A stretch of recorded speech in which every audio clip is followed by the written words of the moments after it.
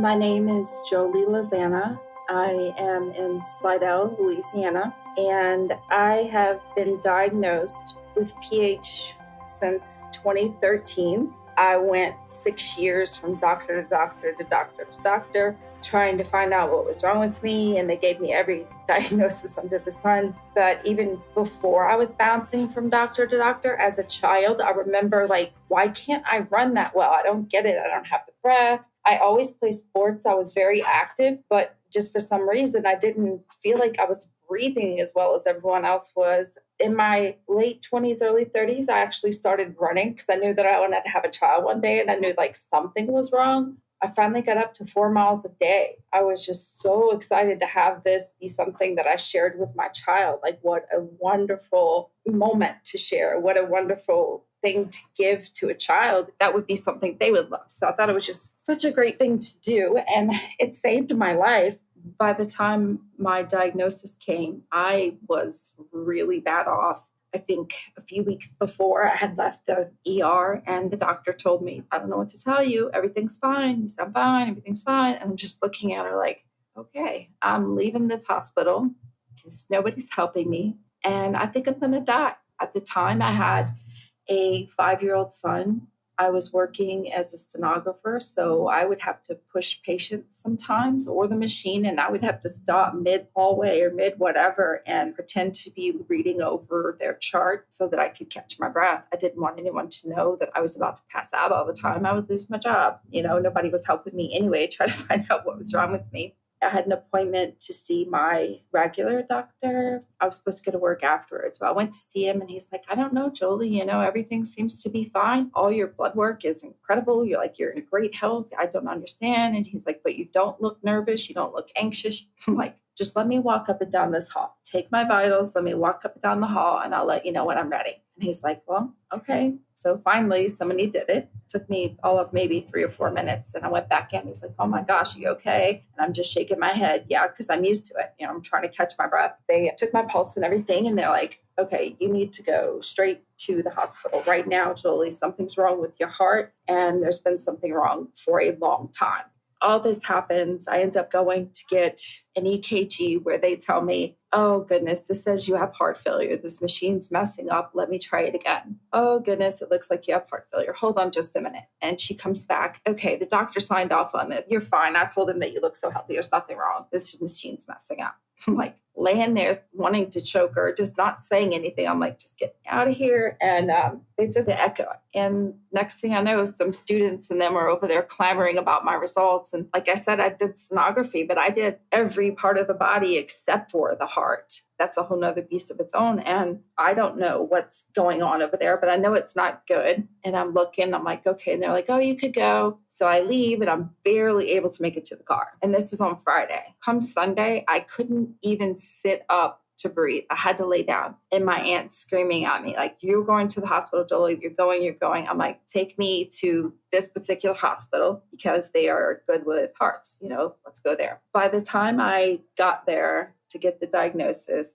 I had right-sided heart failure, diastolic, systolic heart failure, a BNP of 467, a blood clot in each lung, and pH pressures over 125. I don't remember exactly what it was, but it was extremely high. And I was in the hospital that year altogether for 8 months. I was put on IV Remodulin. I was not expected to make it through the week, through the month, through the year, here I am on year 11. And I credit me being alive to having ran before all this hit me to get my lungs healthy, and to having that child to give me all the strength and energy I need to know that life is worth living. And just to, I think, having a medical background, understanding completely as soon as they tell me what's happening, although I had never heard of PH before, clearly. As soon as they tell me what's happening, I get it. I understand it. Wrapping my head around still now, okay, I've lost my identity. I'm disabled. I this, I that, whatever. Who am I now? This is just crazy. I lost everything I had, So that was the hard part, having to admit, okay, this is what it is. You can't change this. I had more than one doctor tell me, you can't push through this, Jolie. When the doctor says, this is very serious, Jolie, something's wrong with your heart. And from there, that's kind of how my diagnosis just came about, being very pushy. I do believe that I had issues all my life with pH. I talked to my coaches and running, like, why couldn't I keep going for as far as fast? It wasn't my muscles, it was my breathing. So what was wrong? And I remember doing that several times. So I had this already. But yes, whenever I had a child, everything inside just gets pushed, and it's like really pushed. And it makes everything extremely hard. I couldn't run anymore while I was pregnant because I was having a lot of pain. It would like kill over. Although I think I am pretty sure I had this all of my life from things that have happened. I definitely think having a child, expanding everything, pushing on it, I do believe that kicked it into high gear.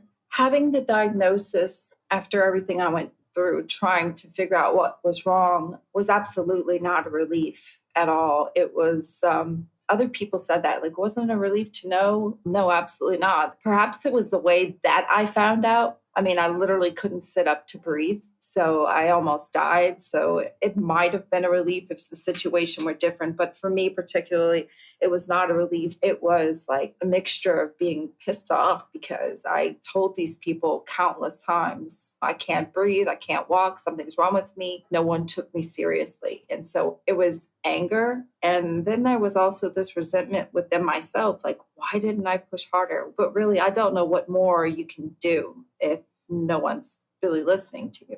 I think that being in the medical field helped me in the long run, but initially it didn't. Initially it was, okay, I'm going to find out how I can fix myself. I'm going to find out what gave me this, what caused it. And I had my medical records, 3:00 in the morning. I'm surrounded by papers that I'm reading and looking stuff up online. And my doctor comes in, he's like, Jolie, you have to rest. Your body has to rest. Please stop looking at this stuff and let me do my job. It's the hardest thing to say, okay, I trust you after 6 years of not being diagnosed. How do I suddenly trust this doctor? And so I didn't necessarily just drop everything and stop looking. But when I was diagnosed, it was rough. I was trying to find out the cause, what was going on, and my head was just spinning all the time. Even though I knew that, well, I probably had this all along, it was still this, no, something had to have caused this. You just search and search for an answer, something that can fix it, not what they're telling me I have to do.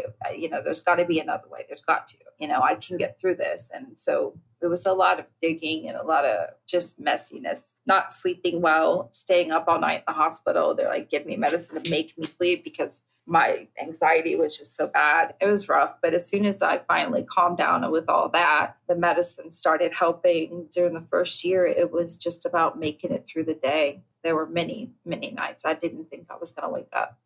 A little over a year in, I hadn't stayed in the hospital. I didn't go for an entire month. That's the longest time I had been out. And I'm like, that's it. I'm getting better. We're going to celebrate. There was a fair. The world's largest free fair is right where we lived at the time in Franklinton, Louisiana. So I'm like, we're going to go to the fair. And then it just hit me. You know what? Let's not just go to the fair. Let's get a booth at the fair. Let's give out information about this to anyone and everyone that'll take it. So that's what happened. My sister helped me and we made business cards, got stuff from PHA and all these different places to give information out to anybody and everybody that would listen. I was out there with my IV pump sitting on a stool.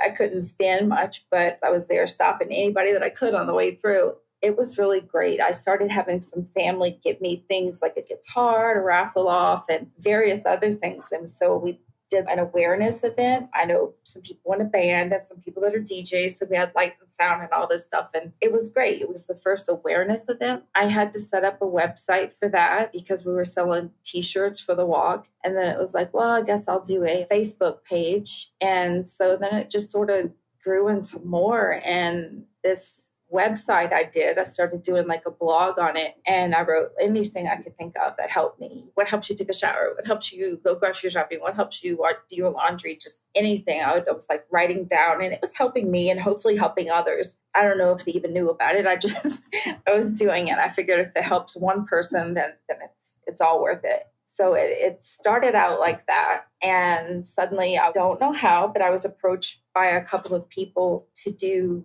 various panels It was just about a little over a year ago where I saw the thing with Johnson and Johnson's where they have all these advocates go to Healthy Voices. They pick about 100 advocates a year. It's mostly nationally, but it's also internationally. I'm like, you know what? Deadline's tomorrow, whatever. I'm going to send something in. So I just typed up something.